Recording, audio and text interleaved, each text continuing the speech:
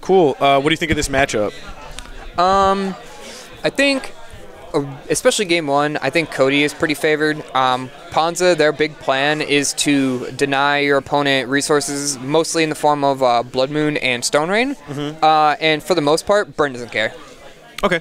Yeah, because they can operate pretty low mana. Yeah, they can usually, like, with, like, 2 lands, they can throw out their game plan. It might slow them down a little bit, like by like a turn or two, being not able to like hit a lightning bolt, they have to wait till next turn to play it. But a Blood Moon obviously does almost nothing. It shuts off their white mana because most lists that I know of don't play any basic planes. Gotcha. So their only sources of white are like the 3 to 4 Sacred Fountains that they're playing. So it can stop them if they're like have a really white heavy hand, but I don't see it happening too often.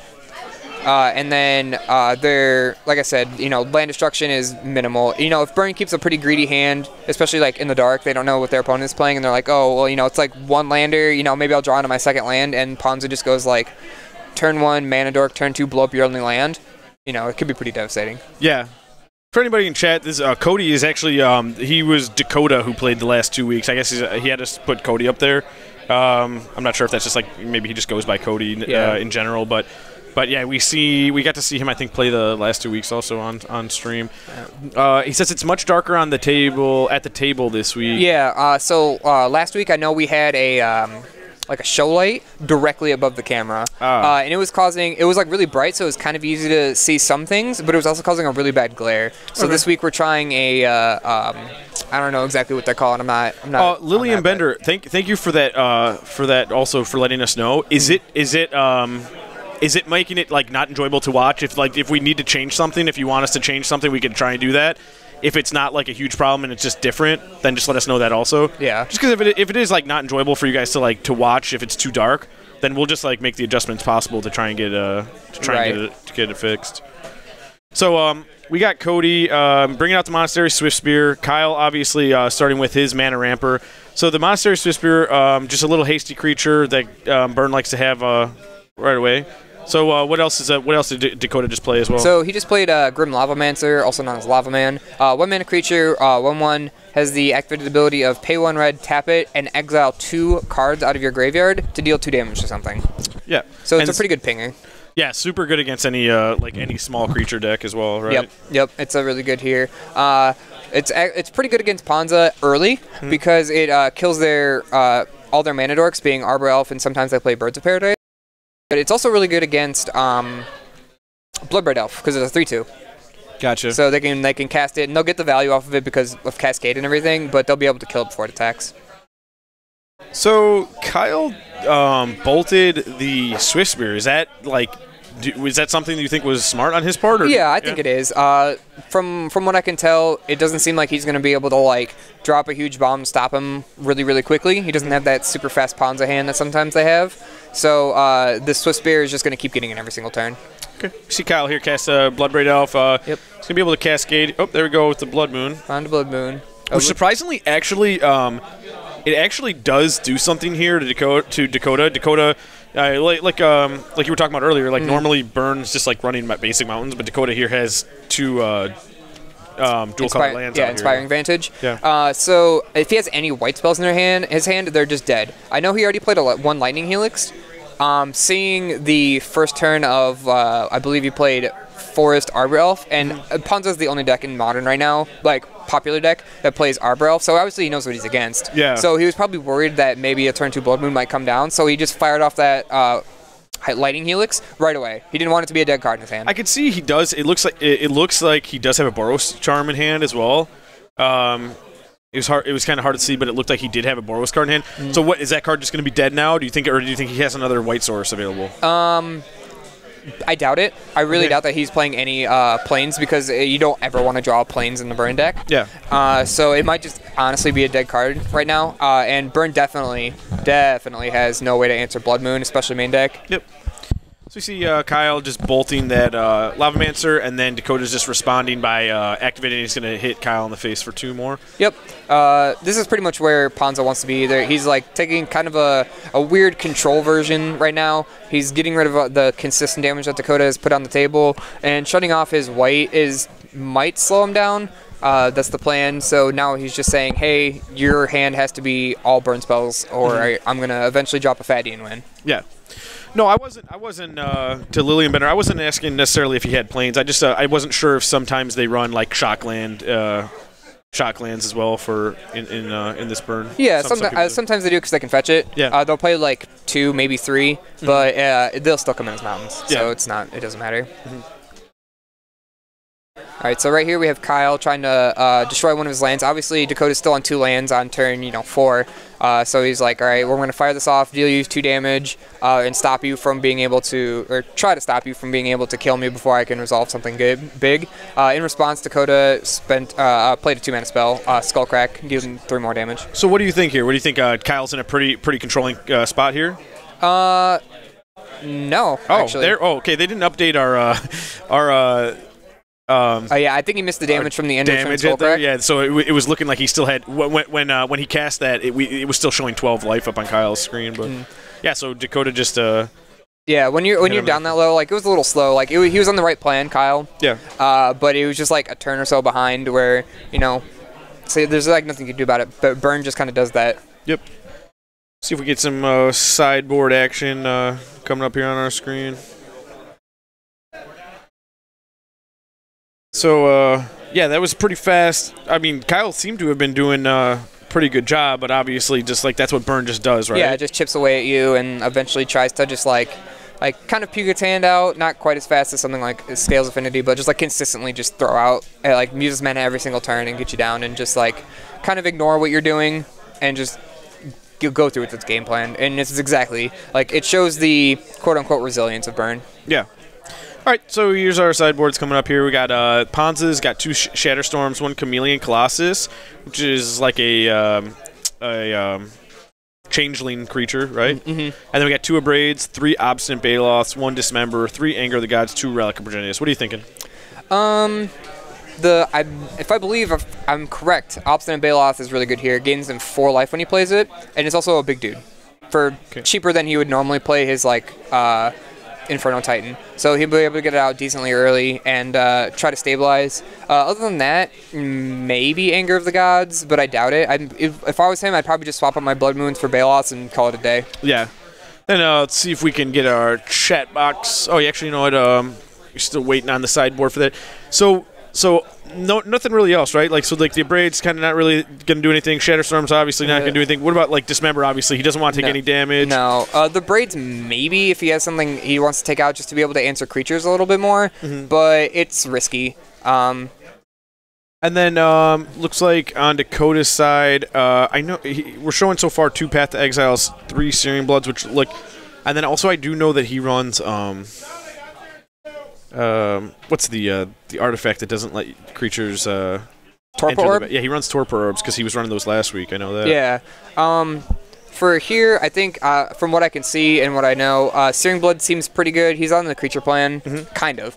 But if I remember correctly, Searing Blood's the one that always does damage based on landfall. Or no, that's Searing Blaze. Yep. So Searing Blood is the one that says deal 2 damage to a creature. If that creature dies this turn, deal 3 damage to your opponent. So it'll kill his elves, and it'll kill the Bloodbraid Elf. So the Llanowar Elf, or not Llanowar Elf, Arbor Elf, and Bloodbraid Elf. So it's a little risky bringing in all 3. But I could definitely see like 1 or 2 copies coming in. So what's Kyle's plan here? Like, because he's going to be on the play. He's going to be on the play here. I think he's just trying to outvalue him, and being on the play is a lot easier for Ponza because especially if he has like a really explosive hand, he can like turn 2 just like play Bloodbraid Elf, cascade into like a Molten Rain, and take Dakota off of a land, and that's not like as good as it would be against other decks, but it's still really good at slowing them down, and you're putting pressure on them, and that's kind of where you want to be. So being on the play, obviously going to be able to help him just kind of get a little bit of edge on the speed Burns got on him too, right? Yeah, exactly. I think that was like the big problem is like his answers were just like half a turn too slow. So being on the play is going to be a really big help on him being proactive. So now Dakota obviously like his just solid plan says race, right? Yeah, that's Burns pretty much always their plan. I mean, there's a few corner cases where they kind of assume the control deck, quote unquote. But still, like they're mostly just like be really mana efficient with my hand and try to deal as much damage as quickly as possible. Yeah.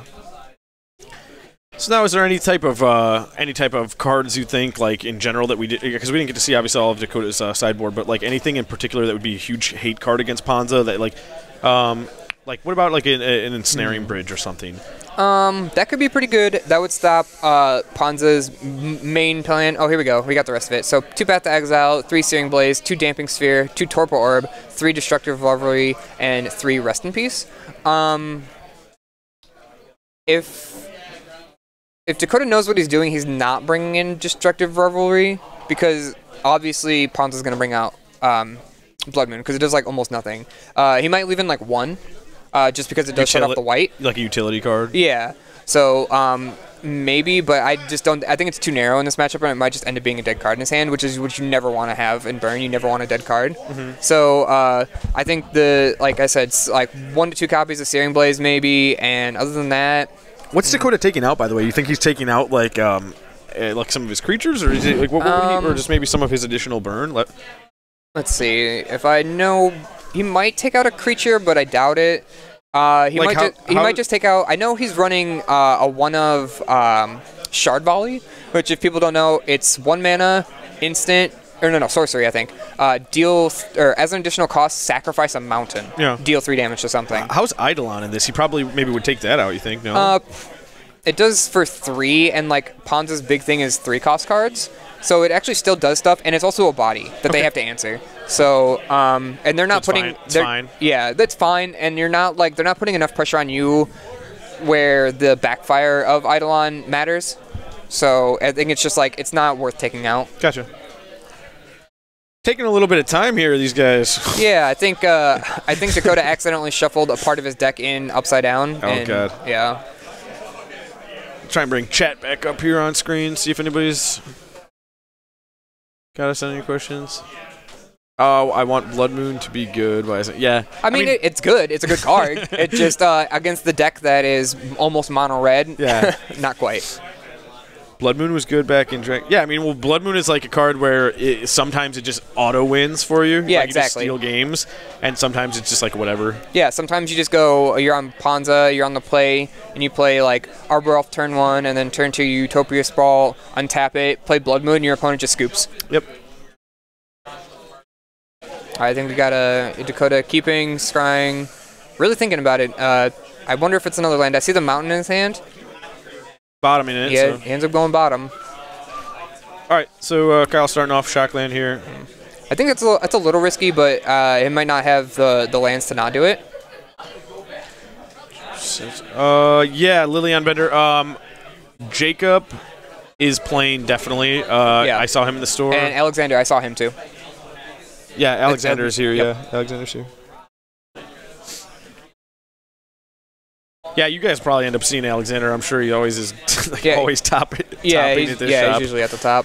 But what's Anthony playing? I don't know. I think he was saying that he's been playing Dredge because he's trying to like get practice in for regionals and for the GP, or he's going to one of those. I don't know if he's going to both. Yeah, Lillian Bender, Alexander will probably be on anyways. He we always put on top decks in like the last 2 rounds, so he'll probably. Sure. It's very rare he's like having like a bad night here. So if for some reason he is, then we'll see. All right, here we go. So a little weird, not necessarily weird, but a little play that Kyle did. Instead of leading with the Arbor, which is what usually you want to do, he led with the Utopia Sprawl just because Burn can't deal with it, you know? Gotcha, so like playing the elf first, he's probably going to get bolted, he's not going to get any value out of it. Yeah. And you can see now that he's on 1 land. So getting that like uninteractable thing to give him extra mana is really good. And then he was able to play his creature and kill the threat with the 1 land. Interesting. I mean, now he's casting the Obstinate Baloth. Yeah. It's going to put him ahead decent. I mean, 4 mana, I believe a 4/4, gains him 4 life. Yeah. And it's just like, it's a big body, so none of Dakota's creatures are really ever going to get over that. And then the 4 life is pretty much like 2 burn spells almost, like a 1.5 burn spells. So would he have had the option to have initially because I saw he had another Utopia Sprawl in hand.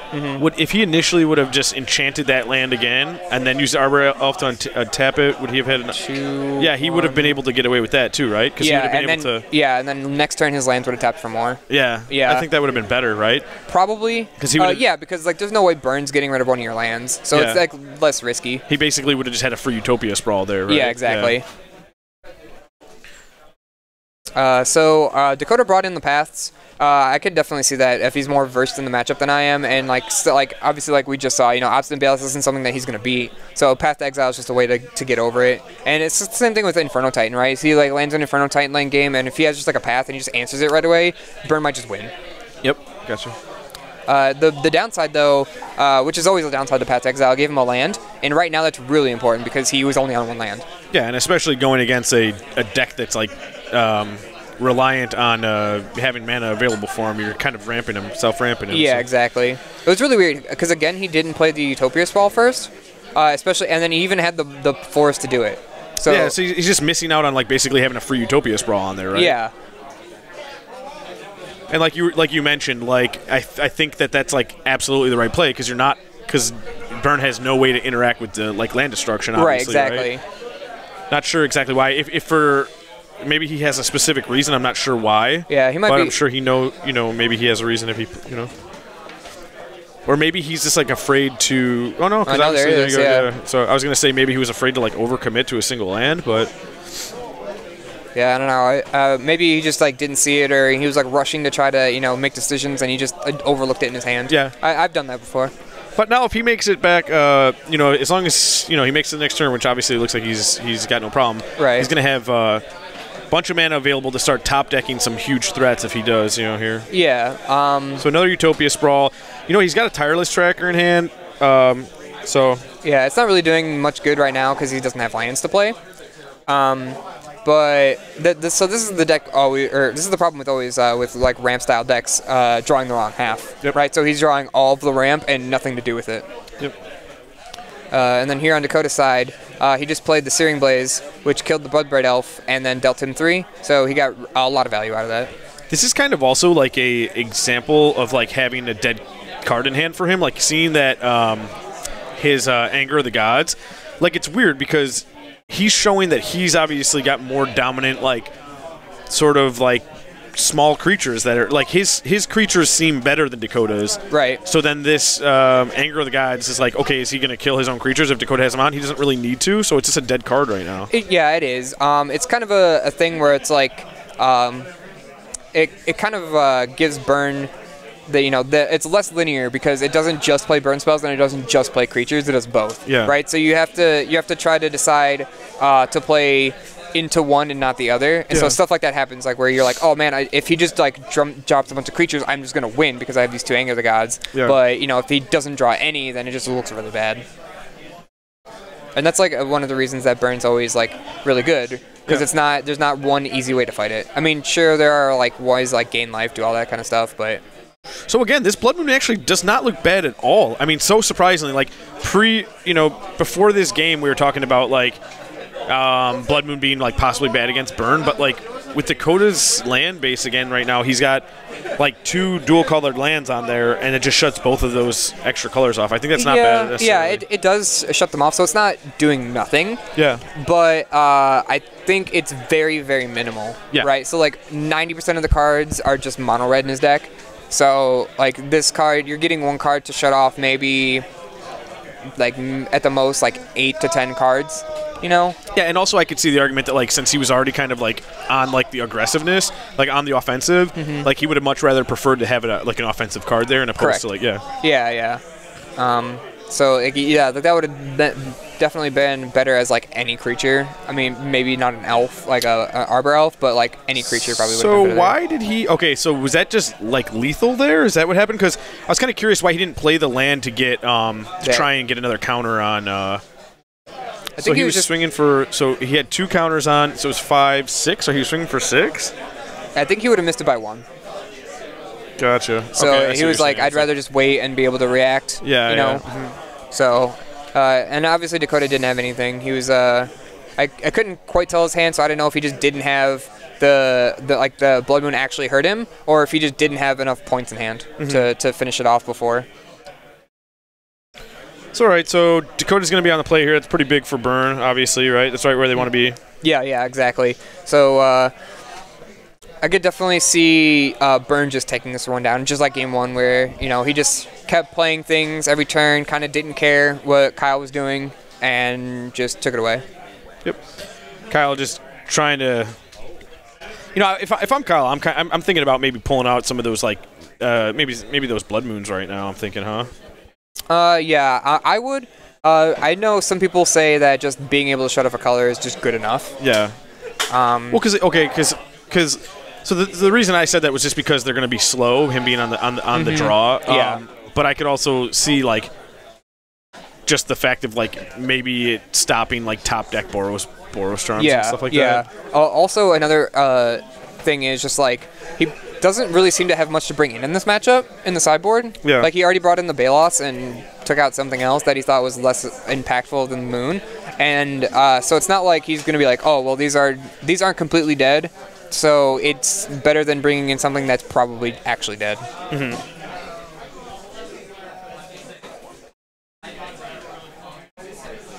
Just resolving their mulligans here right now. Thanks, Eraser. Appreciate it. Anybody else? We saw a couple returning people here in chat. If any of you guys are new, say hi, holler at us and say what's up. If you guys got any questions, let us know. We're just doing Modern here tonight. We do every Sunday night here at GameStorm Gaming. We're in Lamont, Illinois, just one of the Chicagoland suburbs. We're about 15 miles west of Chicago. Yep. Tonight we have 5 rounds. We're on round 2. All right, so Dakota starting off with a Rift Bolt. Yeah, Rift Bolt, sorry. So he suspended Rift Bolt here. This card basically just gets to go on suspend for 1, and then the next turn he just gets to cast it. It's going to do 3 damage. Just a delayed lightning bolt. Kyle started off with just a tapped... no turn 1, so very non-explosive. But it doesn't seem like Dakota's very explosive right now either, so it doesn't seem like a super bad position for him to be in.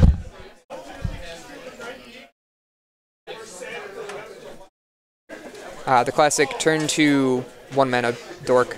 Oh, double mana dork. All right. So now he's kind of presenting, saying I'm gonna have all this mana. What do you want to do? Do you want to use your win condition to stop me from ramping, or do you want to ignore it, potentially let me take over the game quick, and try to burn me out? It just, honestly, I think it depends on what's in Dakota's hand. If his hand is just actually stacked with burn spells, the best thing to do right now might be to just go face and try to race.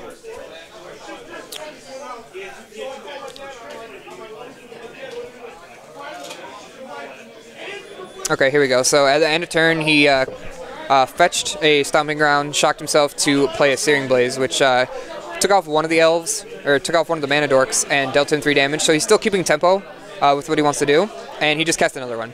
So this is actually perfect. He has 2 cards that might be dead in the matchup if certain circumstances happen, and he's able to fire them out of his hand early and keep tempo with the exact plan he wants to be on. So we have a tireless tracker here from Kyle. It seems a little slow, like he's on the back foot, but this might be able to get him enough card advantage to continue rolling, especially if Dakota starts to stumble with cards in his hand. If he just doesn't have enough burn, Tireless Tracker could run away with the game. Yep. Yeah, so Dakota's sitting there with a dampening sphere in his hand, I guess? Yeah, that seems a little weird, because, so I think what Dakota thinks is that the way Utopia Sprawl works is that he's going to shut off all of lands with Utopia Sprawl, but that's not true, because Utopia Sprawl doesn't say this land adds 2 mana. It says whenever the land becomes tapped, Utopia Sprawl adds a mana of the chosen color. So it's actually dead. Well, he's going to have a learning experience then today. Yeah, if he plays it, he's definitely going to have to learn. No matter what, we'll have to let him know about that. Yeah, for sure. We'll see. Oh, he did bring in the Destructive Revelries, which is interesting here. Pretty cool. It's interesting. So he tried to blow it up in response to the trigger, or not to the trigger, but to him trying to sack it. But that's like part of the cost. So yeah, you can't respond to it like that. So actually, yeah, so he won't be able to. Okay. Okay, so he has Searing Blood number 3. Or no. He had 2 Searing Bloods and 1 Searing Blaze. Sorry. So he has both. So he's got a Kyle down to 5. Yeah, and it's like he kept a really risky hand. Obviously, like he had a bunch of burn spells that really depend on him playing creatures that will die. This is hilarious. This is actually just like why a lot of people hate playing against burn. Yeah. Because you see just some like awkward interactions where like he just sideboards in a card that has absolutely no game against him, and he still just crushes you. Yeah, it's just like running you over, and you feel bad, and then you see the rest of his hand does actually nothing, and you're just like, wow. Those of you guys in chat, obviously, that are from this store, and actually some of you guys that have been following us the last couple weeks, you guys know one of our favorite players here at the store, Anthony, obviously, our burn player, always doing the same thing, always top decking against us here and just the exact card crushing souls. All right, so this is one of the bad things about having Anger of the Gods in your deck with Bloodbraid Elf. Yeah, I didn't like that. I didn't like him having both the Angers and the Blood Moons. They both kind of seem just like underwhelming here. Maybe I'm wrong. Maybe people that are more familiar with Ponza are going to say like, no, those are great against burn. But so far in these examples, it's in these games here, it's just not been doing anything. Like killing one creature, like if you have nothing and you Bloodbraid into Anger of the Gods that hits one thing, because the way Cascade works is that Bloodbraid hasn't resolved yet, so it won't hit the Bloodbraid Elf, but it'll hit their creature. It's like, it doesn't feel great, but it's like fine. But if you hit like 2 or 3 creatures, then you feel really good about it. Yeah. So it's like you're kind of making this really, like, you're putting in a card that has a really high ceiling and a really, really low floor. So I see Kyle has an Obstinate Baloth in hand. So we're hearing from one of our tech people here that Dakota's got a skull crack. Here we go. Oh, dang. He was like right into it. He was waiting for it. Wow. So that actually probably will finish the game off. Yeah, for sure. Wow. Yeah, so people who don't know, Skullcrack, 2 mana. It says damage can't be prevented this turn, and players can't gain life this turn. Deal 3 damage. Yeah. So he was probably sandbagging it, and that's why he's been playing every single spell at the end of his opponent's turn. Yeah. Because he's normally Burn's pretty greedy, and like some of their spells are sorcery speed. Yeah. But he says, I have this spell, and I know for sure he has a card that might swing the game in his favor, and I can counter that. So I'm just gonna wait every single turn. When they finish, I'm gonna get Dakota on mic and do and I'm gonna give him a little jab here about yeah, a little learning experience. Yeah, it'll teach everybody here. So yeah, so Dampening Sphere obviously seen it a ton in sideboards and Modern, but obviously it's not. It's a little weird, that interaction. I know when that card was first spoiled, everyone was like, because that's when Ponza first became like super, super popular. Everyone was like, oh, they're targeting Ponza. Ponza's dead. Like, there's no way. And everyone's like, people who play it were like, that's not how that works. Yeah. Yeah. So it just doesn't actually do anything. Yeah. But I mean, overall, I mean, like, thought it was still really good. Good game from Dakota. Those Searing Blazes are just nasty. Yeah, it really was, and it's like, or those are Searing Bloods. Both. Sorry. Yeah, he had both. Yeah, he had both. Yeah. He had both. And it was kind of a risky keep, honestly, because from what I could tell, his hand was like Lightning Bolt, 2 lands, and like 3 Searing effects. And if his opponent just goes like play 1 mana dork, and then when you kill it, he just never plays another creature, you just have like dead cards in your hand. Yeah, like if you had like a Utopia Sprawl heavy hand or something. Yeah, like and then that. he just plays a bunch of lands. You're kind of doing nothing because none of your burn spells actually can connect, and then he just drops an Inferno Titan, and like you have to like spend all 3. Like burn doesn't play that many lands, so there's no way that he can cast 3 2-mana spells on one turn. So it's like there's no way you're getting rid of Inferno Titan, and you like Searing Blaze will still deal the damage. Yeah. If you have the landfall, it'll deal 3 to your opponent and 3 to the creature. But Searing Blood, you have to kill the creature. Right. So it'll do nothing. So I'm gonna run and try and actually see if we can get a backup match, I guess. Or actually, did you want to do that? Yeah, I'll do that. Yeah. So and then just ask anybody, even if they're in the middle of a game or something. I would rather have a backup match on here. So and then I'll interview you quick.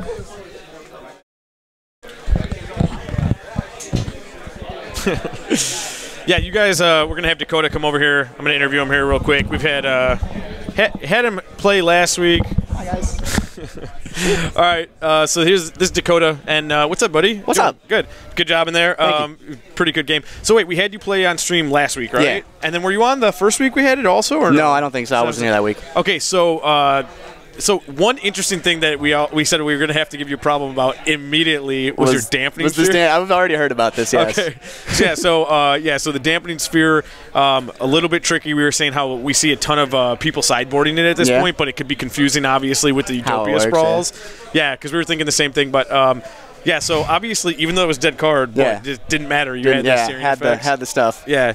So what between the two searing effects, what's your split with those? Do you have like So in the main board, I like to keep 4 searing blazes just because creatures are prevalent all the time. So I like to have those just because the 3 damage just gets over that little breaker. But I like to keep 3 searing blaze in the sideboard because searing blood. I'm sorry, just because then you can just poke the little stuff like you saw here, and it gets a lot of value in matchups like this. Yeah, super cool, very powerful. And then what? So there's some games you're just having 7 searing effects. Yeah, like this exact both games, I had 7 searing effects in the deck. Just like, all right, if I just get to keep off these little dudes, then it just demantles the whole thing. And then at the end there, that was awesome with the Skullcrack. Yeah, just like nope.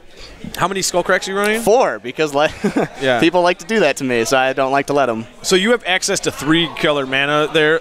Yeah. And do you ever think about a Atarka's Command, or is that not? You know, when I first started playing this as competitive Modern and just Burn in general, I did start with the Atarka's Command, and you know what? They synergize really well, and it makes a really good impact, especially if you have Swiss Spears and all the extra triggers you get. Yeah. But the thing about it is, Burn as a whole is really hard to run as 3 colors that intensively, especially if your theory is like, I'm going straight Burn. The Atarka's Command is a really, really good card, especially if you're in a very life gain heavy meta, but as far as having to keep shock and get ready for your mana to be ready, because running forests in any kind of burn deck is just bad. Right. So you don't want to be left in that situation. So you're not ever like, there's not really too many situations where you're like needing more than the 4 Skullcracks? No, not really. Like especially even when I was playing Atarka's Command, the Skullcrack thing happened like 1 in 15, 20 times. And more of the time it was like, cool, I'm gonna +1/+1 all my creatures, and then deal 3 damage to you, and then Monastery Swift Spear triggers, and then gets another +1/+1. So like it works like that, but it was never the Skullcrack thing was always secondary. When you have the Skullcrack in hand, are you like specifically waiting for like an Obstinate Baloth, or is it just kind of like you're like, okay, I'm depending on anything that he might be bringing? Funnily, when he was sitting there like thinking about it, I was just like Skoos. Like that was just what I was banking on, because like in cast, because he had the mana, I was just like cool, Skoos doesn't get to work this turn. News just for anybody in chat. Just 'cause some of our people in chat are fair enough. Sorry about that, guys. But yeah, essentially, well, once I saw the first one, and I was like, I had it in hand game 2, and he played the Baloth, and I was like, well, that's sad. But then the rest of the games, I was like, all right, we'll keep it. That's why you saw me keep passing 1 because instance, and 2 because I was like, if he gets it, then I don't have to lose that much more ground. How did it feel playing against Blood Moons? He did put Blood Moons out there multiple times. We were at first kind of like, why he shouldn't be playing Blood Moons against Burn. But then the times he played him against you, it did take you off lands. Yeah, it took me off when it mattered. Because like the first time he played it, I immediately top decked to Boros Charm. I was like, that's pretty cool. Yeah.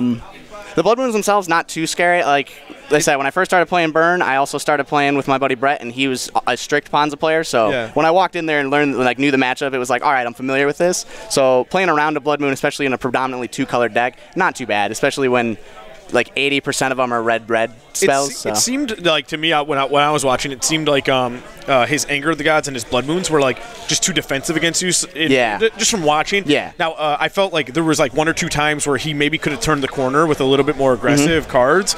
But then, like, having just an Anger that was kind of dead in his hand and with a Blood Moon. I'm not sure, though. Like I said, I don't have a whole ton of experience. Like, I've never played as a Ponza player myself, so I don't know if that's, like, an automatic, like, include for him. But I did think that those, like, seemed a little bit dead against you. Like, you didn't have, like, any time where you had, like... a bunch of creatures, You had, like, 2 out at 1 or 2 times, but he also then would have had to, like, kind of board wipe himself. Yeah.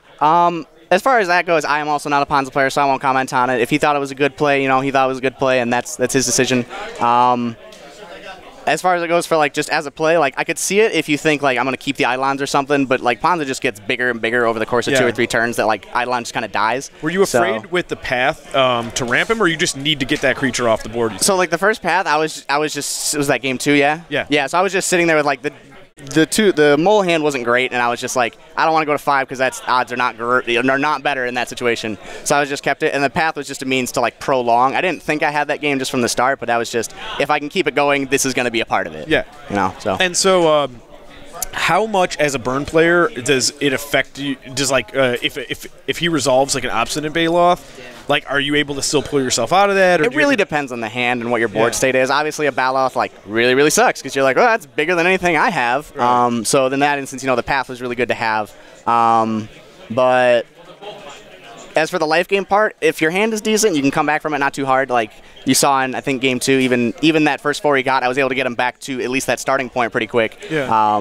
Needless to say for the rest of it. Cool. But it's not too bad. Did you say, so before we get you out of here real quick, did you say that you were going to get a chance to go to either regionals or the GP? Yeah, I don't know. I didn't even know there was a GP locally, but I am going to regionals next weekend. I'm obviously playing the same deck, so I hope no one just spots me and hopes to hit me out. There's going to be 400, 500 people probably. Sweet. That'll be the biggest one I've ever played, so that'll be pretty cool. Cool. I'm hoping to improve from last regionals where I went 5-3 or something like that, 5-4. So it was pretty decent for me. So hoping to just at least do that or better and have a good time with everyone I drive out with. Heck yeah. Now, one other thing is with the include of green in your deck is I've noticed a lot of burnless just running red-white. Is what's your main reason why you run the green? There's a lot of controversy on that in like the general burn forums and burn communities. It just comes down to preference. It's what do you like more? What do you prefer to play? I like the D-Revs because some people argue like, oh, you're trading shock for shock. I'm like, a shock is a shock. You get them for something. So especially you guys probably saw in game 3. I didn't quite know how that interaction worked. I was glad he explained it to me. But so it's just for the destructive reveille? It's pretty much just for D-Rev. Like, there's not a lot of enchantment hate, but artifacts are big, especially with affinity, and being able to like hit a haymaker on like something when it's not going to be great is a good way to get on it. Okay, so in opposed to, I'm gonna get you up here in just one second. In opposed to, if you didn't run green, then you would just have to run just like you wouldn't. Wear and tears. You won wear and tears. Yeah, it's just easy little 1 or 2 drop removal for him. Cool. Thanks, Dakota, man. We'll